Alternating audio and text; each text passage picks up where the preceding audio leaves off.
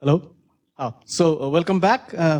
So today we have already started two new lecture series, and this is the third one today on dark energy. And we are glad to welcome Professor Varun Sahni from IUCA. Probably most of you know that Varun Sahni is probably one of the most respectable cosmologists working on, as much of spanning theoretical astrophysics and cosmology.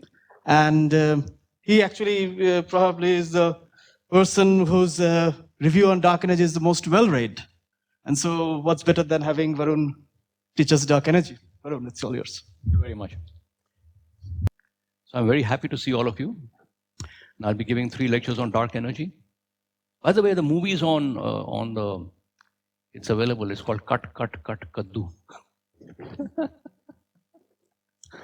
Okay, so this is the screen, right? Dark energy, right?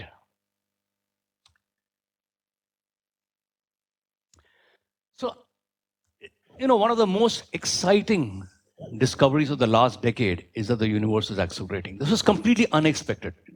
I think it came as a big surprise to a lot of people, right? And, we still don't know the source responsible for cosmic acceleration. It's a big open question, right? But one believes it's something, and they call that something dark energy. So it's just a word, dark energy. And the surprising thing, and perhaps the only thing we know about dark energy, is that it has a very large negative pressure. And that it could account for, 3/4 almost of the total matter density in the universe. So this is sometimes, it's a very nice way to illustrate, the different matter components in the universe. It's a cosmic pie. So here after lunch, somebody likes a chapati, could be a cosmic chapati or a cosmic pizza, right? Scientists like to eat, right? So this is a cosmic pie. And 2/3 of it is dark energy, which has a negative pressure.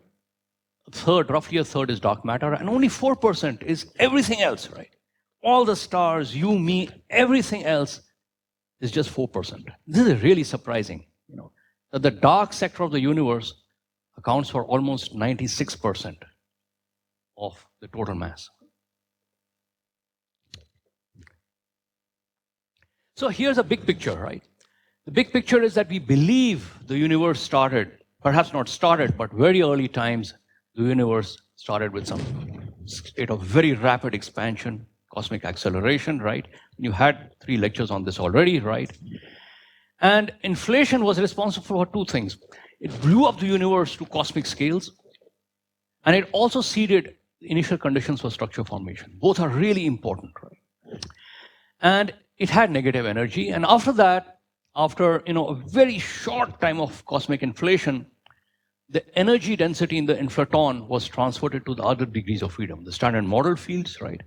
And also dark matter and dark energy. Right? So that came the birth of the real universe, was after the inflation ended.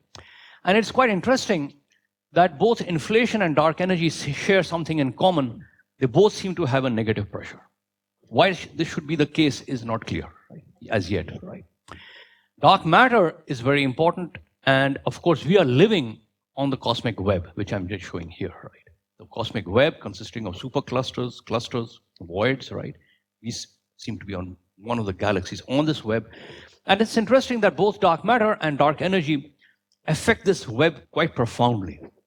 So dark matter actually speeds up the formation of this cosmic web. If there was no dark matter, there would have been no stars. That's pretty clear, right? Perturbations from inflation couldn't have grown to be nonlinear, right?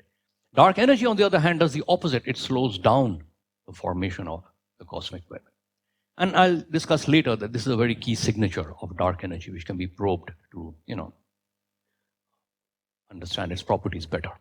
And also the nature of dark matter actually also affects the cosmic web quite profoundly. So all these things are kind of interlinked, right?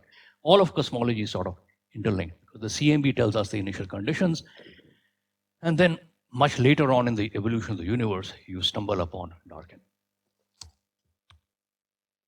So what took everybody by surprise were these 2 papers, pioneering papers by 2 different groups.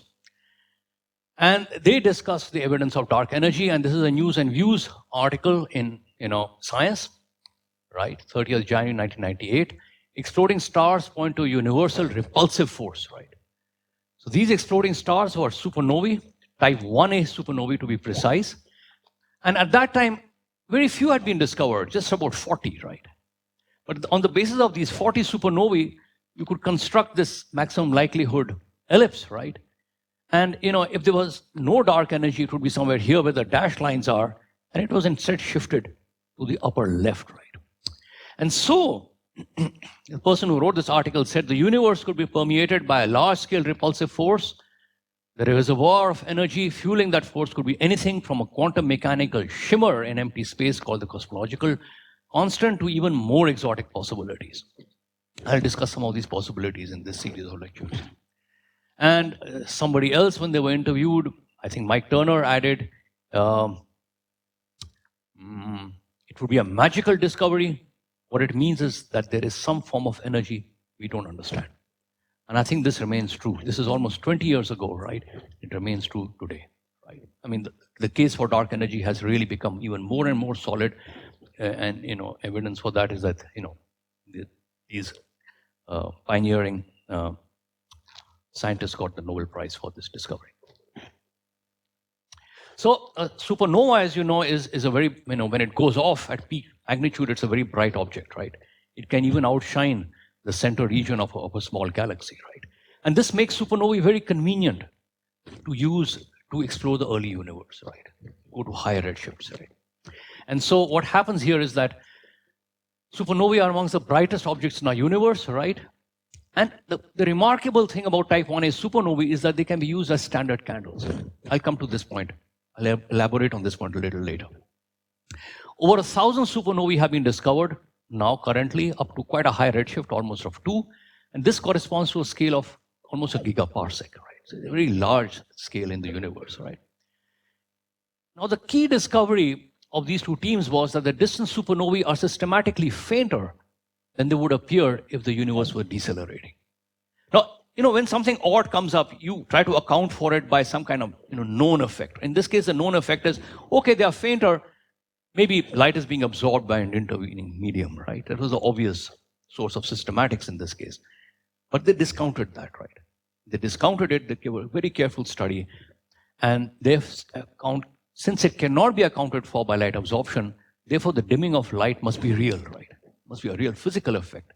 The only thing we can think of is that the universe is accelerating. So this is kind of the logic that went behind this discovery. So let's now go into elementary physics, right? And see how we can understand this discovery. So you see, are all of you familiar with GR, general relativity? Yeah, well, I'm happy to see that. Before GR came along, right, in 1914-15, you were all doing Newtonian mechanics, right? And in Newtonian gravity, you have a single potential, gravitational potential, and it's sourced by a single scalar quantity called the density, right? It's very simple, Poisson equation, right? Now, in GR, instead of this one single scalar quantity, you have 10 quantities, right? And they are encoded in the Einstein tensor, GIK. And it's related to the 10 quantities encoded in the energy momentum tensor, TIK. Now, the energy momentum tensor has pressure, has density, has anisotropic stress, right? It's a very rich quantity compared to the density is just one part of it, right? And it's very interesting, that TIK influences GIK and GIK goes back and influences TIK. And in the words of Wheeler, very famous physicist, matter tells space how to curve, space tells matter how to move. Because after all, matter like the Earth is moving along a geodesic in curved space-time, caused by the sun, right? So space tells matter how to move, matter tells space how to curve. So it's a kind of jugalbandi, right? It's a back reaction. Okay. So in a homogeneous anisotropic setting like the FRW universe, you can write the TIK as in a diagonal form. This rho is the T naught component and there's the pressure.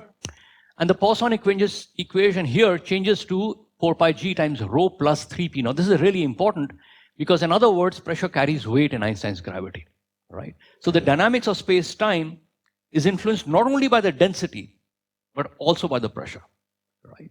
And if the pressure becomes very negative, in other words, if rho plus 3p can become negative, then gravity becomes repulsive because this quantity flips sign. So it's just like G flipping sign.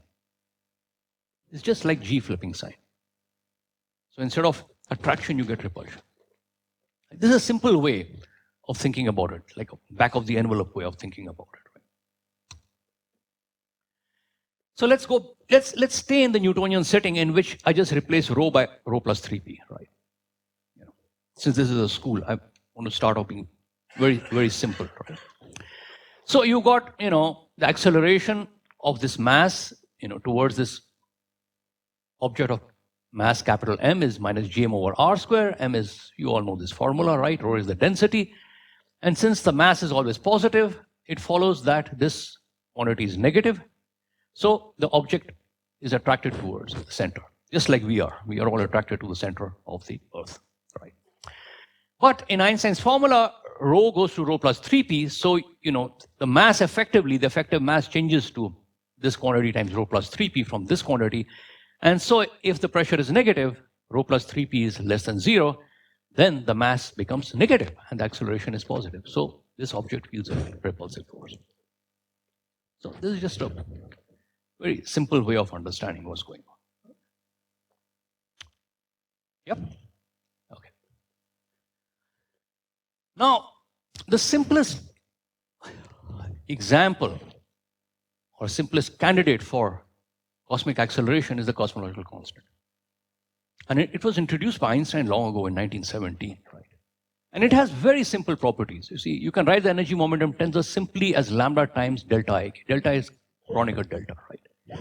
And so if you remember, if you recall the definition of TIK, rho minus P minus P minus P, and here you've got, lambda, lambda, lambda, lambda. So clearly, P is minus rho for the cosmological constant, right?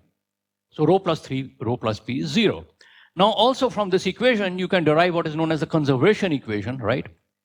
Which tells you how the density in any smooth component evolves. And you might remember this from your cosmology course, right? It's very easy. Rho dot plus 3 A dot by A rho plus P is 0. So if I put rho plus P equal to 0 here, I just get that rho dot is 0, so rho is a constant, right? So that's why the name cosmological constant, right? Its density remains the same as the universe evolves. Now let me take another case, right? Let me take pressure 0, right? So clearly if I take pressure 0, which is the equation of state we believe of dark matter, right? If I put pressure equal to 0, I can take this to the right hand side and just integrate it, right? Rho dot is minus 3 A dot by A rho. So rho dot by rho integrated gives you log rho. So you'll get rho goes like 1 over A cube. This is the equation of state for just pressureless matter, right? So from here you immediately see that the density in the cosmological constant remains constant as the universe expands, while the density in other forms of matter will decrease. If the pressure is positive, it is always going to decrease, right? And so the cosmological constant can dominate the universe at late times, even if it starts off being very small. So the logic is quite clear. Yeah. Is that clear? So now let's do a bit, so I'm going to again repeat what I'm saying, but in a GR setting. So now let's go back to the Einstein equations and let's add a cosmological constant term to matter, right? And you've got to believe me when I say that one of the equations comes out to look like this. A double dot, I'm replacing R by A, but both are equivalent, right? Is this quantity. And this is the force law. So force is minus gm over R square plus lambda by 3R. So now I've put in matter and I've put in lambda. All right, and we learned that matter goes like 1 over A cube. So you get that from here. And so you get this beautiful law where you get an attractive force from matter and a repulsive force from cosmological constant, right? This is pretty rigorous now, okay? So let's go a step further. So now, these are the two Einstein equations, right? Okay, in a Friedmann-Robertson-Walker universe. So this is the line element of an FRW universe. You are familiar with it, right? You've done this, right? And for simplicity, I'm assuming that my kappa is 0. So in the future, I'll not really take this into account. So this is the expansion equation. This is telling you how the Hubble parameter, evolves with time. And this is the equation which determines cosmic acceleration, right? So always there is going to be a sum over components, right? Because, we believe there are at least, maybe 4 components in this universe, right? Radiation, baryons, dark matter, dark energy. There could be more.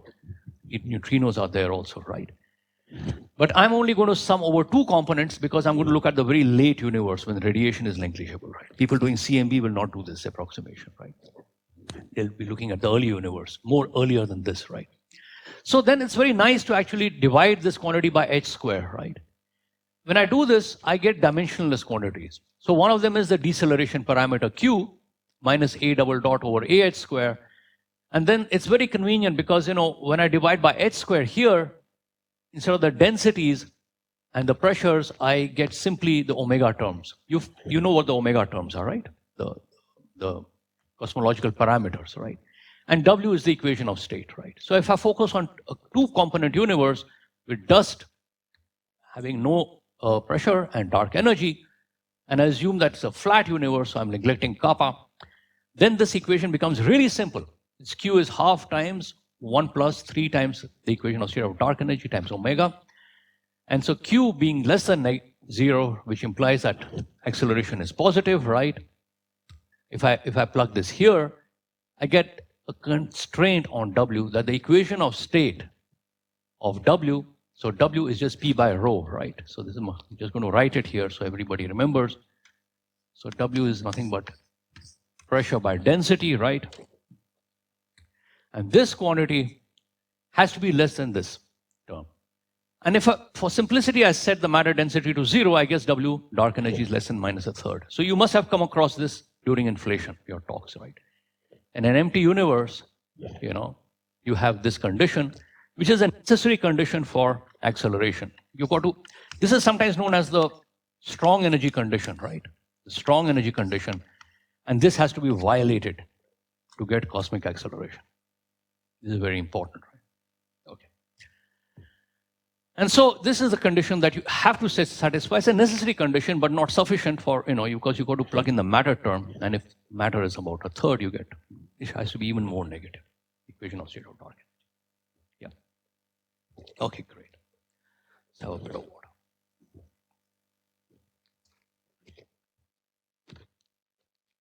Okay. So I'm rewriting this again in terms of this A double dot, right? I'm assuming that dark energy is a cosmological constant just for simplicity. It doesn't have to be, right? Just for simplicity. Then I'll get this equation where I've now assumed I've included this kind of dark matter.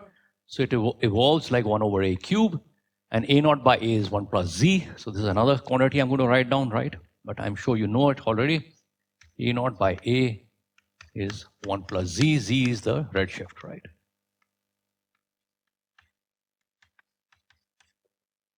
So when I do this, I get this very lovely equation, right, for the deceleration parameter.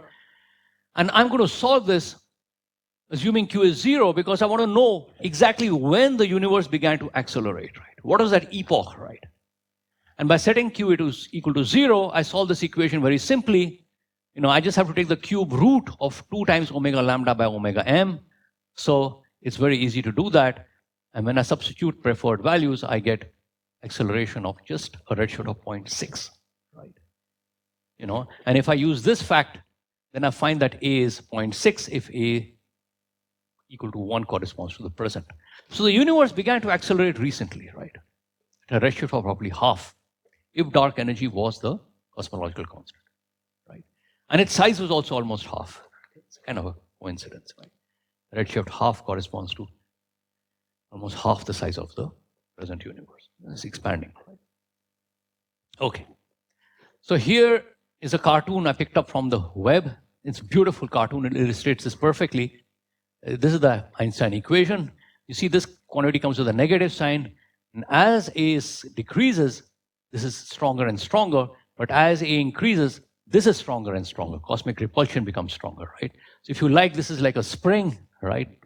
Dark matter is like a spring. It's just pushing the universe in. And dark energy is this balloon whose value keeps growing as the universe expands. So it's a tug of war, right? And it's odd that we appear to be exactly at that point when the two densities are almost matching, right? And some people ask whether this is a cosmic coincidence or not, right? I'm still not sure that this is a meaningful question, but it's an interesting point, right?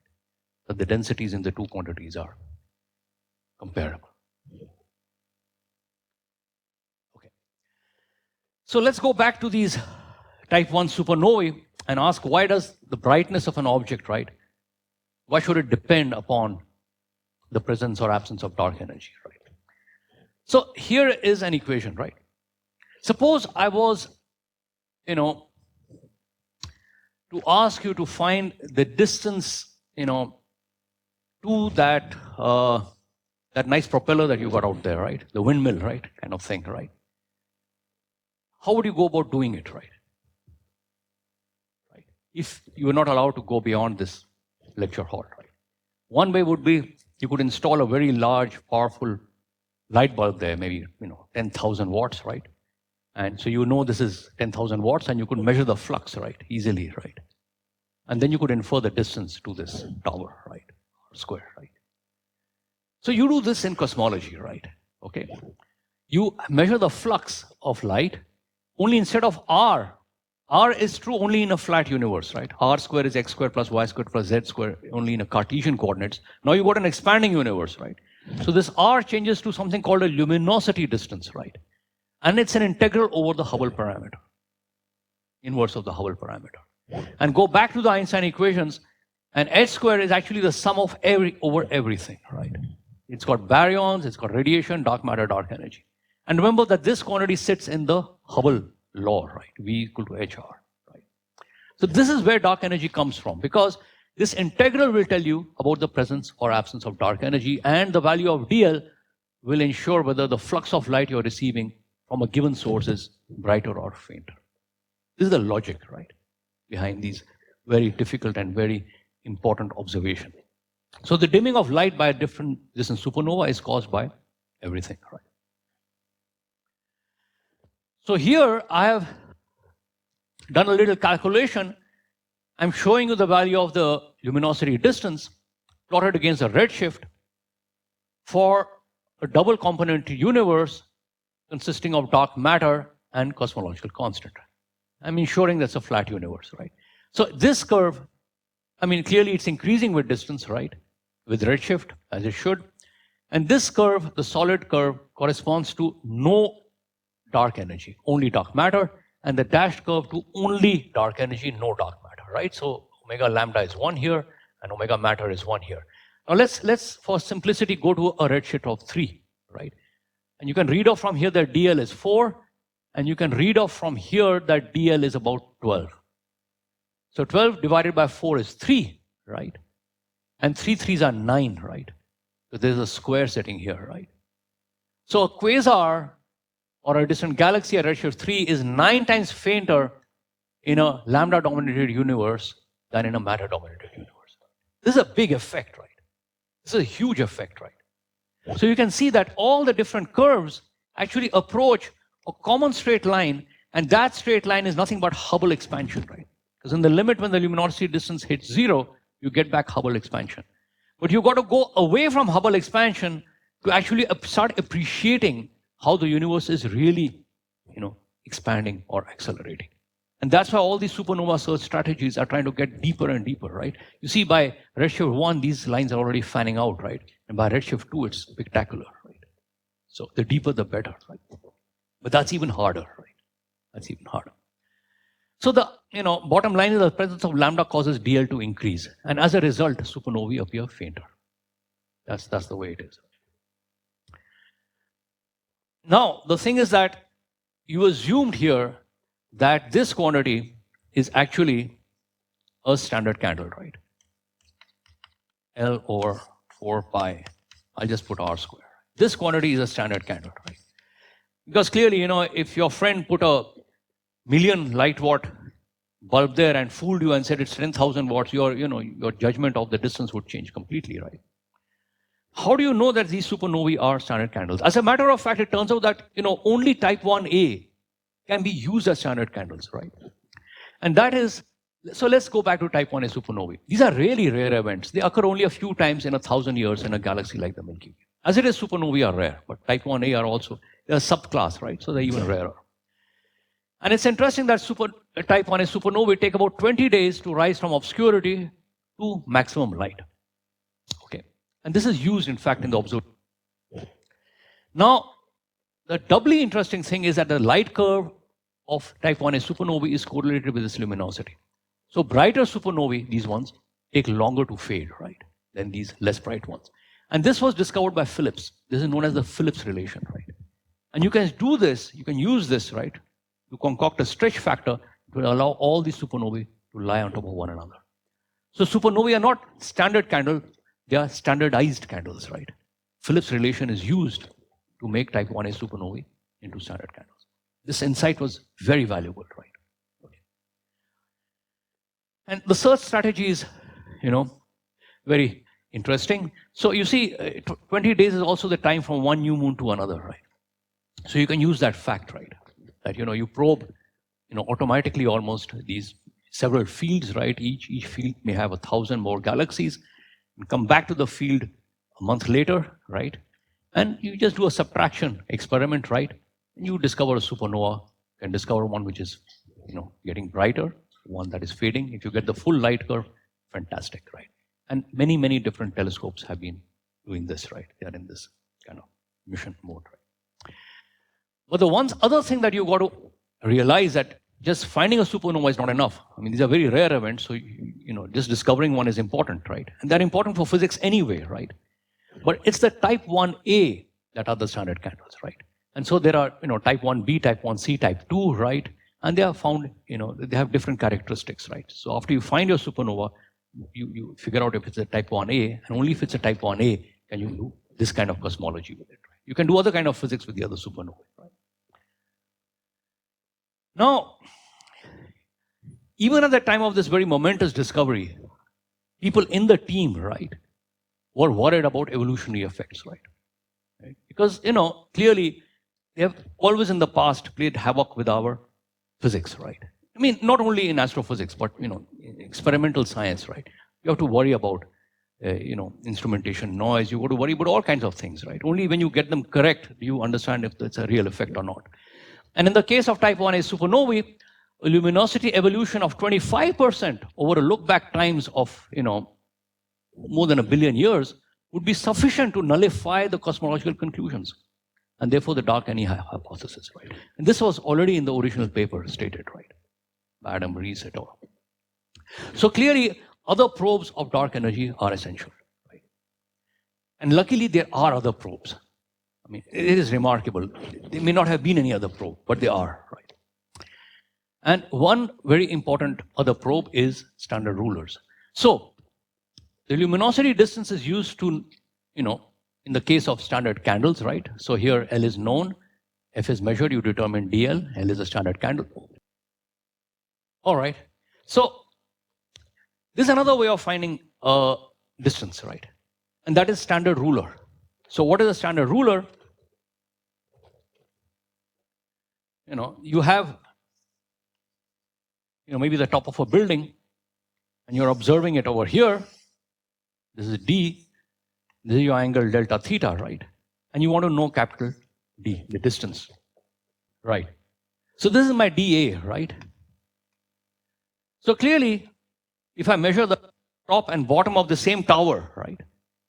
The tower out there, right? I measure the angle, right? And I know D already, I can determine the distance dA. Right? So this is known as a standard ruler. I mean, this method of using this is a standard ruler, right? Anyway, you're getting the idea, right? So if you find a standard ruler, just like we found a standard candle, if you can find a standard ruler, you can determine dA, and lo and behold, dA is again an integral over the Hubble parameter. This is different integral, right? And in fact, I have discovered standard rulers. And these standard rulers, well, there's a big history to standard rulers, right? Because first people thought that maybe galaxies can play the role of standard rulers. It was an idea, thought of by Fred Hoyle way back in the 60s.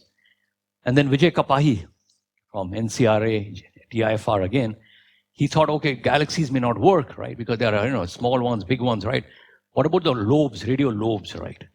Maybe they can be standard rulers, right? It was a beautiful idea, but, radio lobes also, it turned out, that it's not too easy to do it, right? with radial lobes. And so they discovered a still larger cosmic ruler, and this ruler is on enormous scales of 150 megaparsec.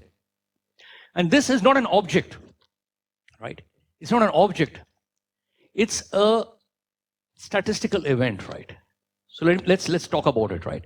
So you all learned about the CMB, right? And you know that before decoupling, right, there are these acoustic oscillations, right, between the baryons and the photons, right? And you see them in the CMB, right? So these acoustic oscillations leave behind their imprint in the cosmic web. So this is a cosmic web, right?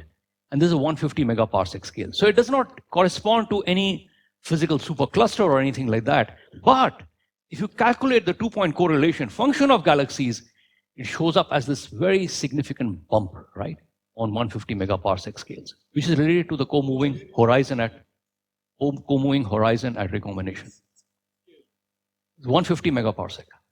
150 megaparsec. You got to actually observe on gigaparsec scales to do statistics.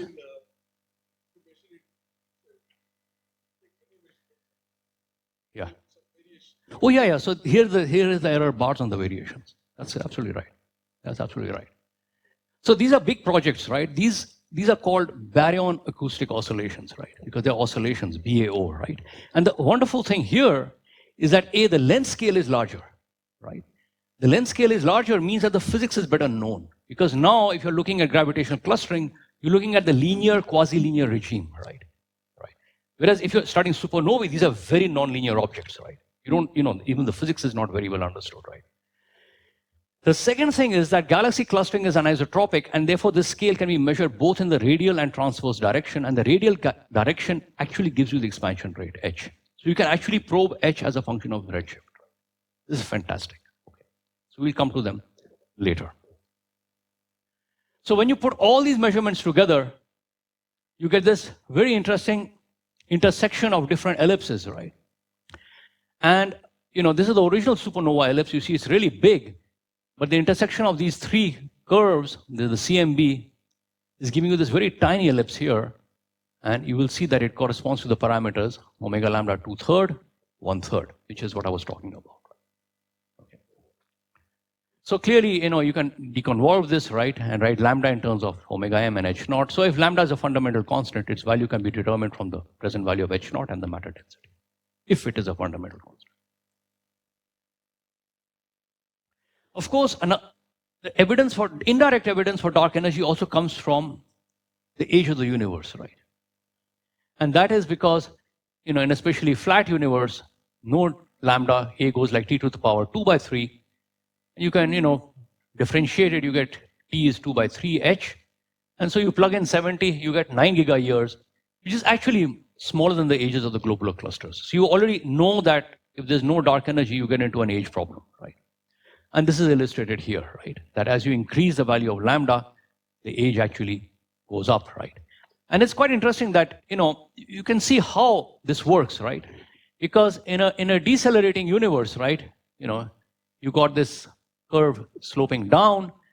You calculate a dot here, right? The slope is a dot, and a dot is nothing but this quantity, right, divided by this quantity. Remember tan theta, right? This divided by this.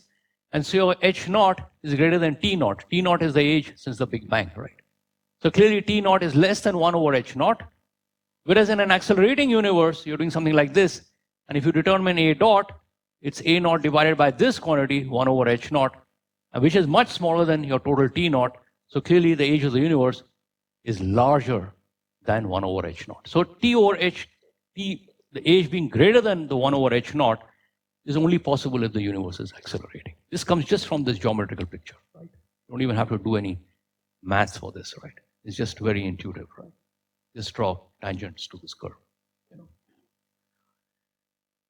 Well, what is the cosmological constant, right? This is the big question, which you have to pose as physicists, right? What is it? What is this quantity, right?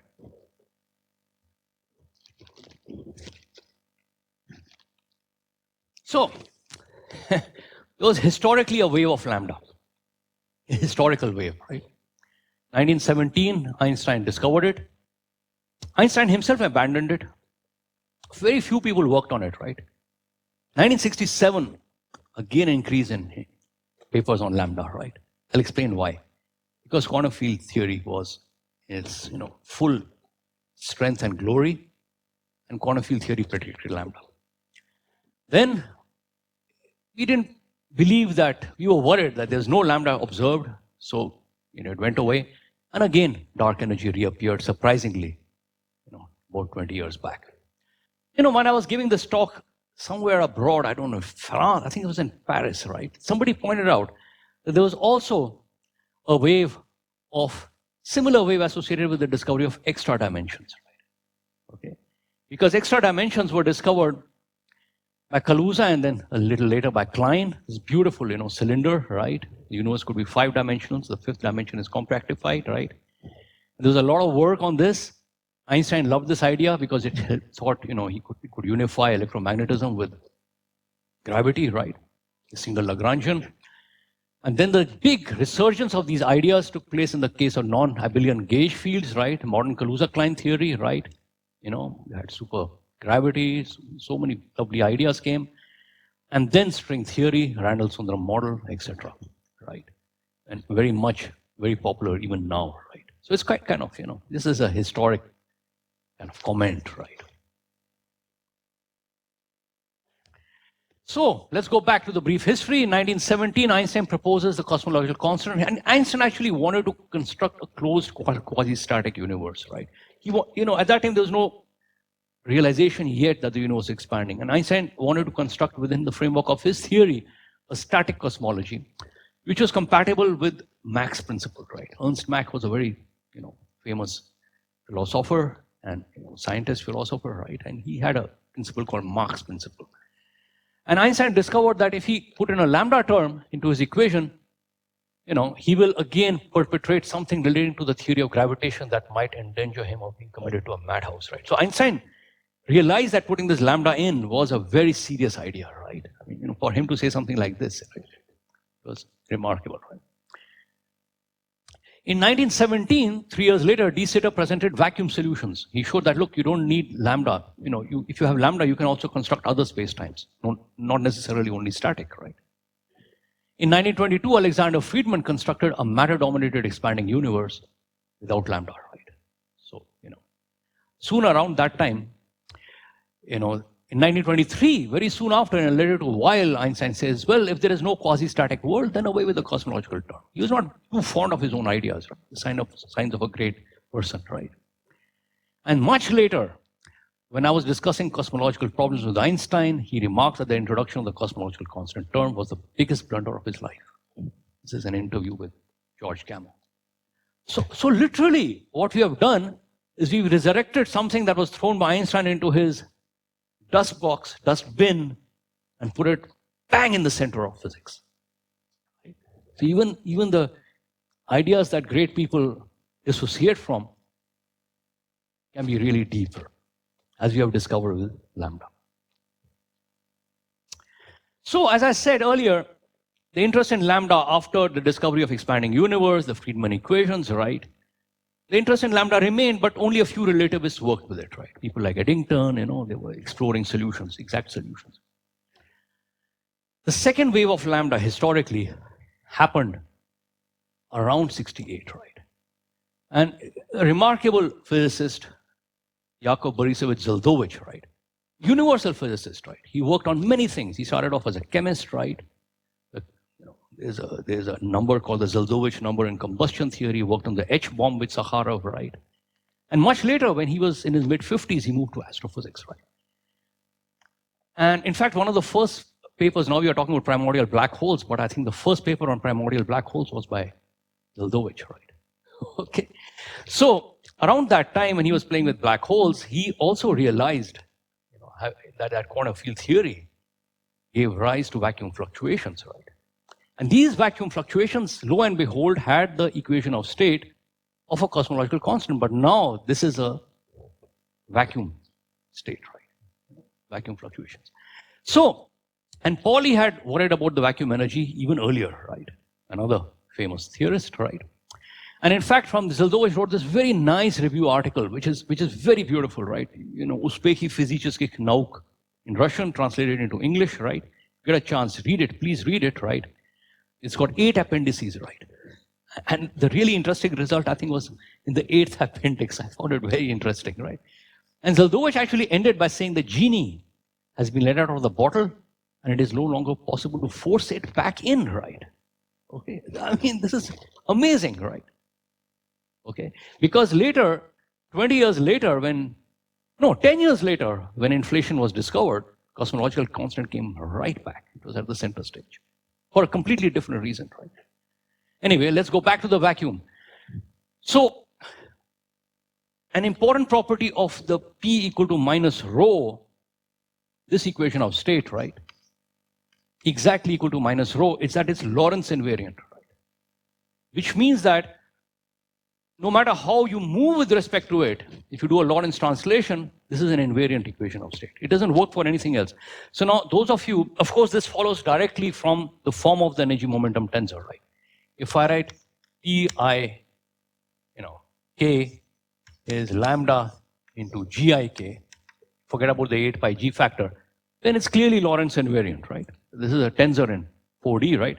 But if you don't want to do this, and you remember your BSc level physics, well, then you know how a tensor, transforms. You go to the prime frame, which is moving in this direction along the x-axis with respect to the unprimed frame, write the primed form of the energy momentum tensor, plug in the unprimed form, this, and you will find, lo and behold, that they have exactly the same form. So, which demonstrates that the equation of state is Lorentz invariant. This is desirable property of the vacuum, right? The vacuum is something fundamental. Anyway, I just said this, So this is a school, so I'm not going to do any hard quantum field theory, but I'm going to motivate these ideas with toy examples. So we all know, Haridas here is a bit expert, right? That the vacuum is seething with activity, and one popular way of looking at it is that the vacuum, it has to satisfy the uncertainty principle. So you have these pairs, being born and dying very rapidly, right? Okay. And this is not just speculation, it has been verified by the Casimir effect, right? Casimir effect, they measured the attractive force between two conducting plates, right? When the distance is really small, because that wave function gets deformed, boundary effects become important, right? And so, you do have evidence for these things, right? But one way of looking at these vacuum fluctuations, right, without doing any field theory, is go back to volume 2 of Landau-Lifshitz, right? So many of you have seen these beautiful textbooks, right? Landau-Lifshitz, yeah? Yes? So volume 2, classical theory of fields, right? You go back to a free electromagnetic field. One way of Fourier expanding it is in this way, right? Take the energy, right? You will get something like this. Now rewrite A in terms of canonical variables, right? Right. A plus A dagger, canonical coordinate, canonical momentum, right? You get these very beautiful results. And when you plug them into the Hamiltonian, you get this and this, which is, as you know, the results for oscillators, right? So you get the fact that in normal coordinates, an electromagnetic field can be decomposed into a sum of harmonic oscillators. Completely rigorous result. This is directly from Landau-Lifshitz, right?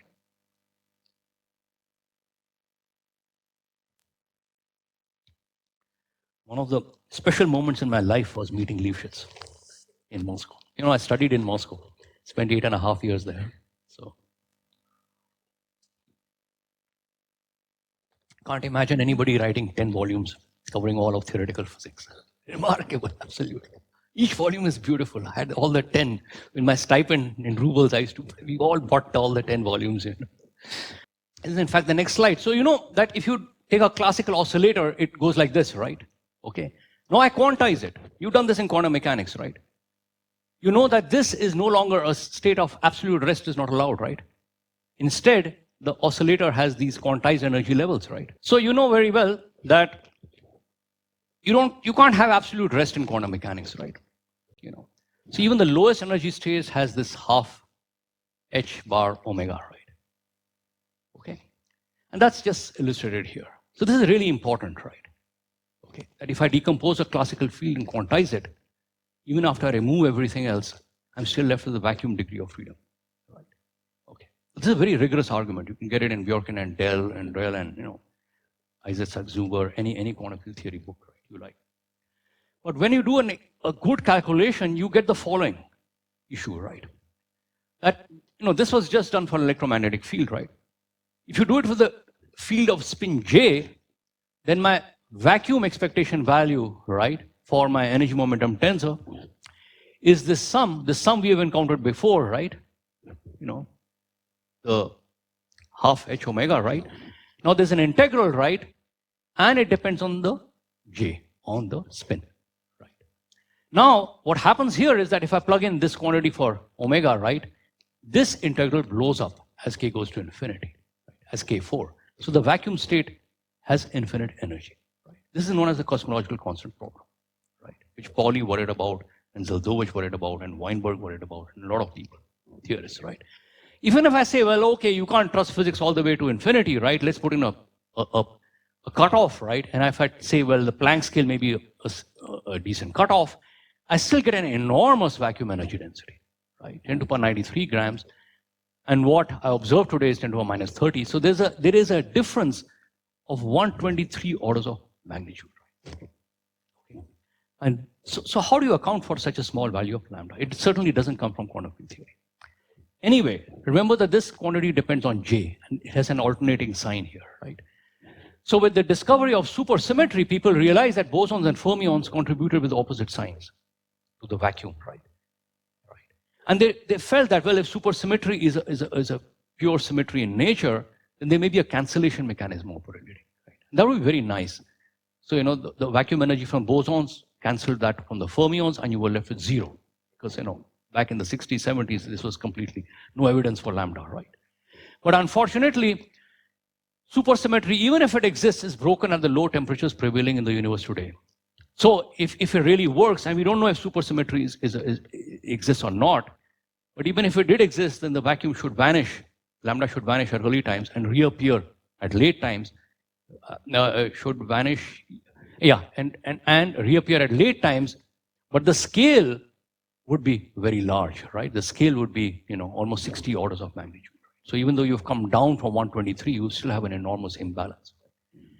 And so just to summarize, you observe a tiny value. Quantum field theory formally predicts for an infinity. Quantum gravity may give you a smaller number. Higgs potential gives a negative value, right? And there are other sources from QCD, right? But the numbers are incredibly large out here, right? Compared to this, right? So Steven Weinberg wrote a beautiful Reviews of Modern Physics article on the cosmological constant problem in 1809, and he opened it with this beautiful poem. As I was going up the stair, I met a man who wasn't there. He wasn't there again today. I wish he had stayed away. Right? So at that time, pre the writing of this article, pre-98 rather, people were worrying, why is lambda 0? Is there a cancellation mechanism, right? What's happening there, right? Okay. But now it's got much worse because you are worrying, why is lambda so small, right? Okay. I'll take a few of your, some more time because I'm,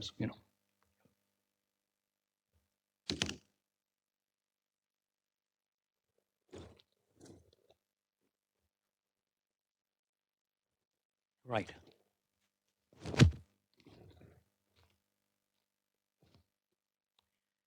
Now, you can ask a question, right? This is an open question.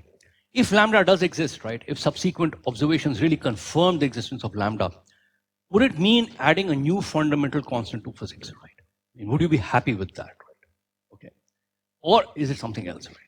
So way back again in 68, in that very, one of those, in fact, this was, I think, one of those appendices, right? Zeldovich, this was another paper. I'm sorry, that was another paper. He suggested that, even after the removal of divergences, the regularized vacuum polarization contributed by particle mass m may be this finite quantity, right? And in fact, if you, substitute the pi on mass, you get exactly what we observed today, right? Okay, so this was just a kind of one of those Zeldovich things, right? Okay, and the idea here was pretty simple, that, so suppose you have a mechanism which sets to 0 all the one loop contributions from the different particles, right?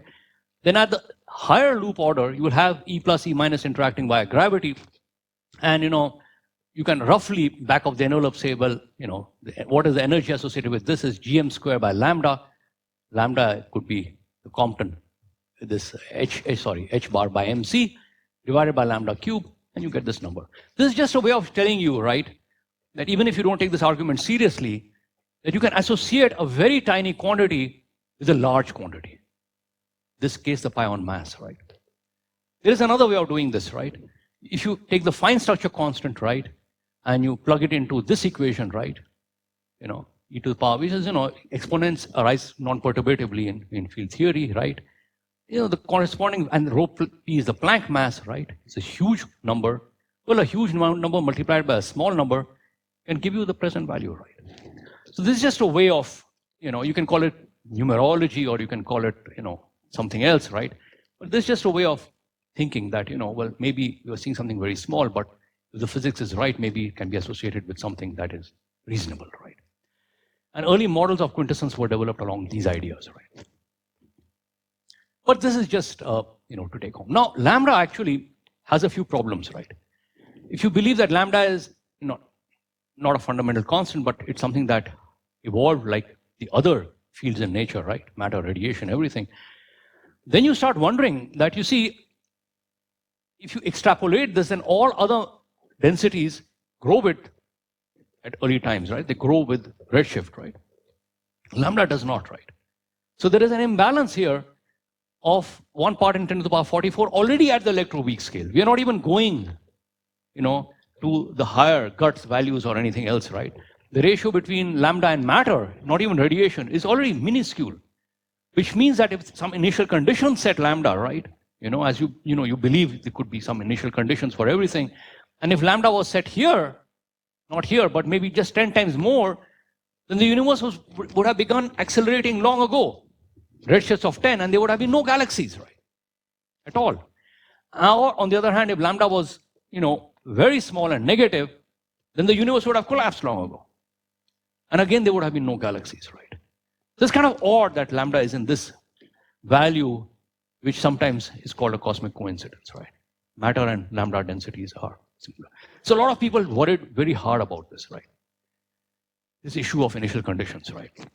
And one way to get around it, okay, so I'm going to, it's a school, right? So this is a very easy, you can quantify this thing, right? So let me assume it, just take radiation instead of matter, right? Rho goes like 1 over A4, which goes like T4, right? So I put in the present density, T naught is 2.7, right? So I have the present density of radiation, divide the two, right? Divide rho lambda and rho radiation, and I get this very nice number, right? So now take your favorite value of the temperature. T naught is the present value, right? Omega lambda is 0.7, omega r is 10 to the power minus 5, roughly, right? And put in 100 GeV, and I'll get this value 10 to the power minus 55. Remember, it was minus 44 for mass, minus 55 for radiation. Put in the Planck value, I'll get 10 to the power minus 123, right? This is a back of the envelope calculation, right? Just illustrating that lambda doesn't grow, whereas the matter radiation densities do, right? So people worried about this even before dark energy, right? See, the cosmological constant since the 60s, people have worried about it just purely from, different points of view, right? Taking this issue seriously. And one way to kind of avoid this was to look for a dynamical mechanism that could set a large initial lambda to 0. Right? Suppose I do need a large lambda from say, inflation or something, or quantum field theory gives me a large lambda. Well, could there be a feedback mechanism, right, that would quench it, right? So this is sometimes called dynamical relaxation or quenching or some other number, right? So a beautiful early example is thanks to Dolgov in 1983, right? Okay, he was another close collaborator of Zildovich, right? So Dolgov pointed out one very interesting thing, right? It's a toy model. That think of a non-millibody coupled scalar field, right? In de Sitter space. De Sitter space because lambda is dominating, right? You all know that de Sitter space describes, lambda term, right? So he said, look at this non-minimally coupled field, right? Satisfying this simple equation. If you plug in the Einstein equations, you'll get lambda, but you will get this quantity, right? Psi. So psi, if it is psi, and if psi is negative, he showed that phi is unstable and grows. So lambda is going to be quenched by an unstable scalar field. you can do even better. You can take this into the left-hand side, right? If I do this, I'll get, this is lambda effective. Lambda effective is nothing but lambda divided by this quantity because there's an h square, right? Goes here, comes down, and so you find that lambda goes to 0. This is generically true, right? The value, no matter what lambda is, it will go to 0. So, Dalgov just wrote a little paper, right? Showing that maybe this kind of effect can just, solve your cosmological constant problem, not through cancellations, but just dynamically, right? But unfortunately, it was realized that this method runs into a difficulty. And the difficulty is clear because you have matter also, right? So if I put in the matter term in addition to phi and lambda, right? This is the only addition. Then what I'll get is, of course, this will do the same thing. Rho phi is again psi h square phi square. I take it here. But now both g and lambda become functions of time. And so both of them go to 0, right? And in fact, you know that g, if it is varying at all, is varying very slowly, right? And so this model died very quickly, right? But even models that die can teach you something very interesting, right? And so this is a kind of a method. People realize that this is really quite powerful, right? And you don't know, if the standard model does need to be extended for dark matter even, right? So clearly it's not the full picture, right? And if there are other fields out there, maybe, maybe we're missing something, right? And so Dalgov wrote this paper in 83. Weinberg had a no-go theorem in his review, right? Pointing out when these mechanisms won't work, right? And then there was a very nice paper by a group in 2011 which showed how to evade Weinberg's no-go theorems, right? And they tried to construct such models, right? In the context of dark energy. 2011 is, and there's a review on this in my paper. So these are known as self-tuning mechanisms. Many people have worked on this, right?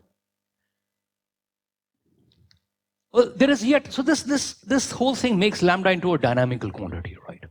Okay. And of course, 1998, the discovery of lambda comes almost 10 years after the discovery of inflation. And in inflation, you know how to make lambda dynamical, right? Okay. There also you realize that the pressure is very close to rho minus rho, but it cannot be exactly, right? There has to be a departure. And the way the inflationary people do it is by model building. And a very simple model is a minimally coupled scalar field, right? That was not. Dalgov's model was in fact non-minimally coupled, but this one is, right? So you've come across these Lagrangians, right? Nobody's afraid of Lagrangians, right? Okay. In the context of inflation, right? Nobody is nodding head. You guys have gone through 3 lectures of inflation, right? Kuch to samajh aaya hua hai, nahi? Okay. So TIK is very easy to obtain in this case from the Lagrangian. And you have this very nice result. That this is the density and this is the pressure, and the pressure can now be negative, right? This is the beautiful thing, right? Pressure, in the pressure cooker is always positive, right? Almost all the pressures you see in the sun, it is positive, right? But this thing can have a negative pressure, right? And in fact, so W is just P by rho, right? If the kinetic term is much greater than the potential term, right? So you can neglect V, right? You'll get that equation of state is maximal. So W is 1, right? Okay. And if the opposite is true, right? The kinetic term is much smaller than the pressure term, you neglect this, so you get W minus 1. So in fact, the scalar field is fantastically elastic, right? It can take all the equations of state all the way from -1 to +1. Sometimes this is called the Zildovich endeavor because he played in all these games, right? -1 to 1, right? 1 is called the maximally stiff equation of state. Now, if you believe that the acceleration of the universe is described by a single scalar field, and you plug rho plus 3p from here, you'll get that a double dot by a is 8 pi g by 3, v minus phi dot square. So you need this to be positive, so phi dot square must be less than v phi. Again, a necessary condition for acceleration. This is just rho plus 3p is less than 0, right? That's all. Okay. So how do you describe? So let's see. Let's take the simplest scalar field Lagrangian and see if we can describe dark energy, right? What is this Lagrangian? This is m square phi square. Not very long ago, this was the Lagrangian associated with chaotic inflation, right? You might remember this, right? Linde's model, 1983, beautiful model. Unfortunately ruled out now. So let's assume that you have an m square phi square Lagrangian and you come across the slow roll parameters, I hope, right? Right. Let me remind you, these are parameters. The first overall parameter is this quantity V prime, first derivative by V squared multiplied by MP squared. The second one has the second derivative, right? And the necessary condition for slow roll inflation, that the pressure be negative, is that both these parameters should be much less than unity. Right? So let's write these parameters for this potential, right? And you find immediately that phi must be greater than the Planck mass because the Planck mass is sitting here. That's no big deal because phi is not an energy density, right? It's just a scalar quantity, right? But when you plug it in here and you put your preferred value, the matter density is roughly half rho. The dark energy density, right? This 8 pi g by 3 changes to 4 pi by mp square, and you plug in rho dark energy is half m square phi square. Then you get this value, and if phi is going to be greater than mass Planck, then the mass m term has to be less than the Hubble parameter today, which is 10 to the minus 33 eV. So to get the scalar field to accelerate, the universe, it has to be ultra light. Its Compton wavelength has to be of the order of the cosmological horizon, right? That's not the only problem, right? You might be comfortable with it. Okay, give me an ultra light field, I don't have problems. The other problem is fine tuning. That if I do set mass to h0, for instance, there is only one value of phi which will give rise to dark energy today. Only one value. If I take a different value of the mass, say smaller mass, there'll be another value of phi. So it's the same fine tuning you encounter as for the lambda term, for the cosmological constant. Same degree of fine tuning. So you say, hey, I don't really need this, right? But scalar fields can be very important, right? For the following reason. You can get dark energy from tracker potentials. So, the early idea due to Ratra and Peebles, 88, remember 10 years before the actual discovery of dark energy, was don't use m squared phi square. Use something like 1 over phi square. Or say 1 over phi to some power p, right? Again, let's use this fact, right? That, again, you will find this is a generic result, that phi has to be greater than max Planck. But now, if I put in, say m is a new fundamental constant, right? If I put this value in and equate it to this tiny energy density you see today, right? Then, even for p equal to 2, the m I get is about 0.1 GeV. And larger values of p give me larger values. So, hey, I can get cosmic acceleration from something that has high energy physics parameters, right? I don't need something tiny. I don't need 10 to the minus 33 EV, right? I can get it from GeV scale physics, right? This is a big discovery, right? So this is good news. Another really good news was that, if P is large, right, 2, 3, 4, 5, then I get something known as a tracker, right? That this scalar field tracks the background, right? So it can track dark radiation during the radiation-dominated epoch, matter during the matter-dominated epoch, right? And so a common evolutionary path is reached from a large class of initial conditions. It's almost like a tractor, right? This is what you need to avoid the initial conditions problem. These are the two problems that lambda faces, right? Okay, its value is small and its initial value is also tiny, right? So this is the good news, and this was the good news in 1988, but unfortunately, today we find that P has to be less than 0.5. In fact, it has to even be less than 0.3 because observations have got much, much, much better, right? And this actually makes M much smaller, capital M, and it also makes the initial, tracker trajectory begin from much smaller values, right? So the initial conditions are not that good. But it led to an understanding that, hey, that's just one example of a tracker. You can construct your own tracker, if you want to, provided this relation is satisfied. So if this relation is satisfied, the scalar field will track the dominant matter component, right? And the simplest example of this is an exponential, right? If I take an exponential, I get an equal to sign here, and I get exactly this, right? So this exponential is going to track the background, right? It's going to stay parallel to it, right? And the ratio of the two is just 3 times 1 plus the background, right? So W background is 1/3 for radiation, 0 for matter, and lambda is this pre-parameter that sits here. So a tracker can alleviate the initial conditions problem faced by cosmological constant, right? This is very important. But also you see from this picture, right, that just an exponential won't work. Because if it is subdominant initially, it will remain subdominant forever. And it has to be subdominant initially because you will violate nuclear synthesis constraints. And nuclear synthesis constraints are very tight. They can even limit the number of neutrino species, right? From the production of helium, cosmological helium. So there is an extra component in the universe. It cannot be very large at the time of nuclear synthesis, which is about a second after the Big Bang. This is very important, okay? But luckily for us, we can get around this, right? So let's just to summarize, tracker models of dark matter and even dark energy and even dark matter have been proposed, right? And the cosmological constant fits the data very well, but it's associated with a substantial fine-tuning of initial data. Tracker models can remedy this situation. So you can start from very large field values, and Q is here written because this is also known as quintessence, the fifth element, right? Which pervades everything, right? I think Paul Steinhardt gave it this name, right? So this is also the problem that P has to be less than 0.5 here, but actually tracker models based on the alpha attractors can remedy this situation. So if again, perhaps this was discussed during inflation, right? That Andre Linde, Renata Kalosh and others suggested this very beautiful models of inflation based on high energy physics, the alpha attractors. And they were functions of the tan hyperbolic potentials, right? And I won't talk about them here, but it's very interesting. They satisfy all the observational results so far in the CMB. And we were, I and my graduate students were looking at very simple, inverse tan hyperbolic potentials. So if you just look at a cos potential, what does it look like?